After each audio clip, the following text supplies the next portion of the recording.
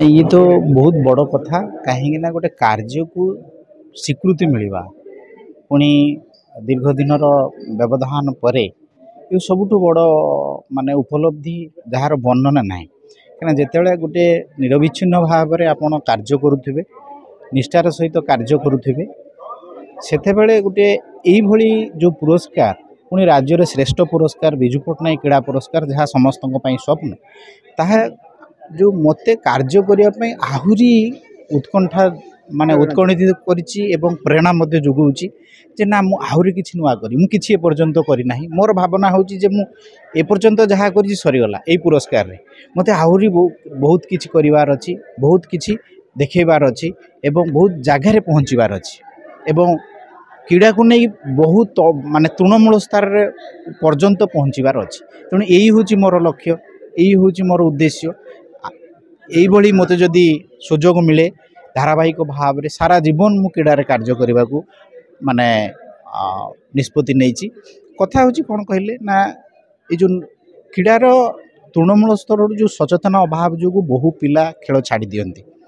पाठ पढ़ा ना रे बा जो शीघ्र चाकरी करवा उपार्जन करवा जो बापा माँ लक्ष्य नहीं से खेल जीवन स्कूल माने समय रू ही मरी जाए तेणु मु चाहूँगी जे एभली गोटे सचेतनता सृष्टि करा जाऊ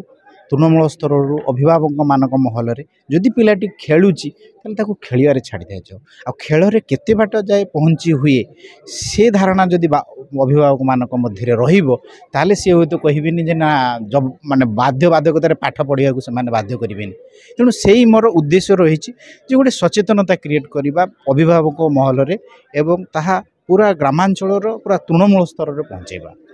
नहीं मुहूर्तर वर्णना नहीं जो यही मुहूर्त देखो समस्त गोटे जमी क्रीड़ाविद मानकर गोटे स्वप्न थाई मु ओलंपिक रे प्रतिनिधित्व करे सेमती आम राज्य में जी क्रीड़ा सांबादिकता करुचु निरविच्छिन्न भाव में गोटे भी दिन मिस न करी से माने भावती मत क्रीड़ा विजु पट्टनायक क्रीड़ा पुरस्कार मिलवा दरकार कहीं आम आगे रही सनातन पाणी सार आम आगे रही संबित महापात्र सार आम आगे रही सुरेश स्वाई सार तेणु सेमानक सहित आम गोटे क्लब रे सामिल हवा एवं जो सेमाने बहु कार्य करुँच आम बहु पछरे अच्छे किंतु गोटे प्रेरणा कौन ना तांको भली हवा तांकठू जदि तांको भली हो पारली बा तांको अतिक्रम करिवार जदि मु दुस्साहस करि पारली बा से साहस मो भितर संचार हैला ताले सेईटा ही बड़ कथा हो तेणु पुरस्कार केतेबेले मिलला सेटा बड़ कथा नुहे कार्य आपण निरविच्छिन्न भाव में करूँ धारावाहिक भाव में करूँ निष्ठार सहित करूँ निश्चित स्वीकृति मिलिबो एथिरे द्वंद्व ना यहाँ तो आप भल भाव में जानी जे जो प्रक्रिया रे वर्तमान आज आम पुरस्कृत होइछु बा हेला जो कार्यक्रम हैला से आपण माने जानी जे किभली भाव में जिनस सब घटे बा घटुला तेणु यहाँ गोटे प्रक्रिया पुरस्कार गोटे प्रक्रिया किंतु यह निश्चित भाव में मते उत्साहित करिछि एवं आहुरी नुआ किछि कार्य करने को माने प्रेरणा जुगैछि।